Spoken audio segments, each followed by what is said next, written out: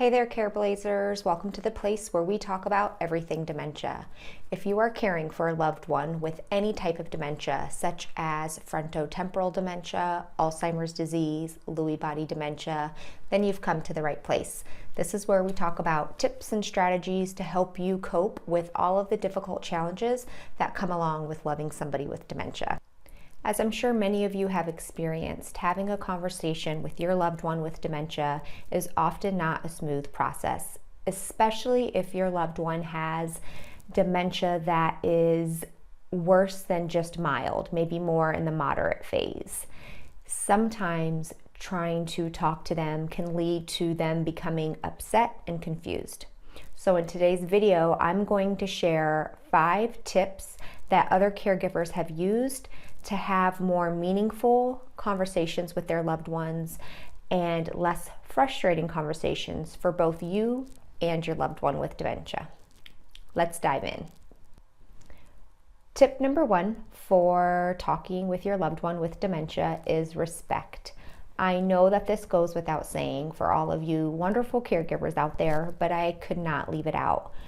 First and foremost is to be respectful and stay respectful. I know that sometimes talking to your loved one with dementia is a frustrating process. And a lot of times your patience is low simply because you are juggling so many responsibilities in your life, not only just caring for your loved one with dementia. So our patience is often low and it's easy to become upset and sometimes lose our temper. But as much as possible, be respectful to the person in front of you. Their brain is literally, the brain cells are dying and they do not have control over the process that's going on. So as much as you are doing a great job talking to them as if you would anybody else, their brain's not able to keep up. So remind yourself that they do not have control and stay respectful. The other thing I want to put into this tip number 1 of respect is that all people, remember how they feel more so than anything else. So regardless of what words you're saying, the person with dementia, your loved one, is going to hang on to whatever feeling you're giving them. So that's why respect is the number 1 tip for having productive conversations with your loved one with dementia. Now, the next tip we're going to talk about is something that caregivers have found helpful in trying to instill a better mood and happier feeling. So tip number 2 is nonverbals. If you want to increase the chances that you make your loved one feel happy and calm when you're talking to them, then you need to focus more on how you say things versus what you actually say. In dementia, people's brains are not working as great as they once were, as we all know. They are often unable to process information as quickly as they were in the past, and sometimes they even lose the ability to understand basic words. So because of this, we need to pay attention to actually how we're delivering our words, because they are going to focus more on that and be able to understand that more than the specific words coming out of your mouth. So some tips to be aware of when you're talking to your loved one with dementia would be to keep a calm voice, to keep a calm tone, and to really watch out for your facial expressions.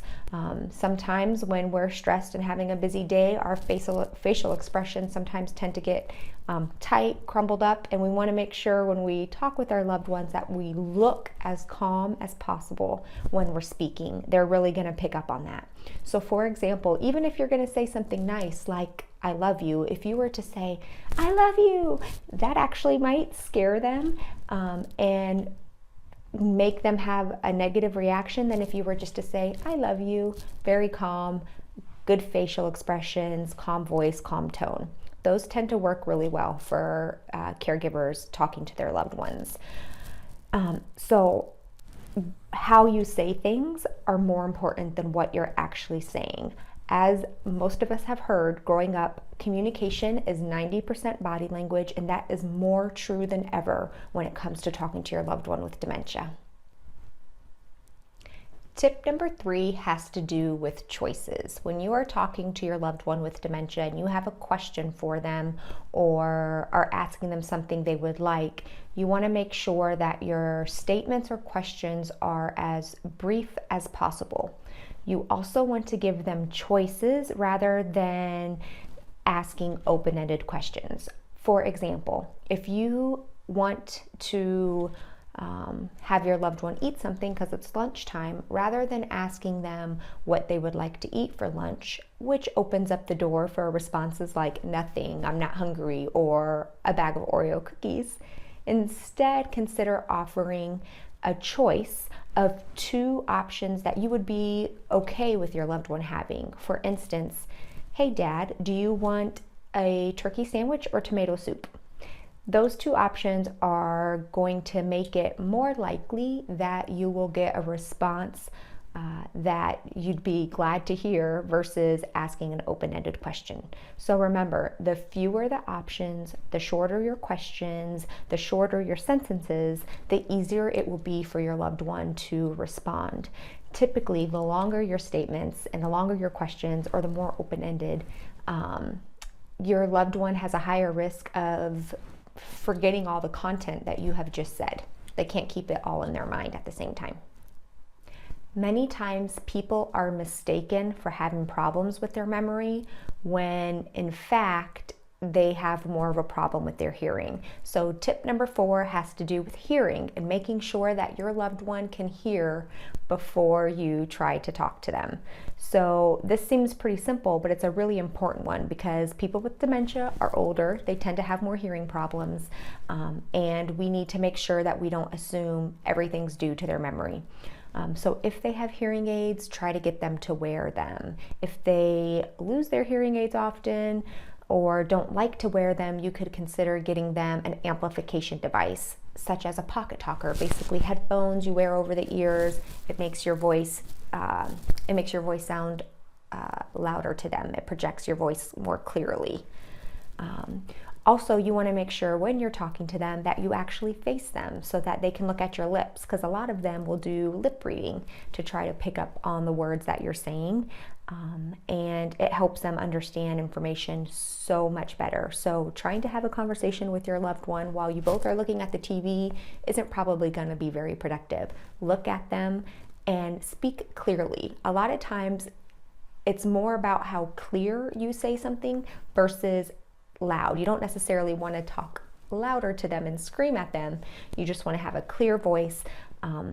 Also, the older you get, the more difficult, especially for men, to hear female voices. So if you tend to have a higher pitched female voice, it's going to be more difficult for your loved one to hear you. And you could try lowering it a couple of octaves to see if that helps when you have something important you want to ask them or tell them.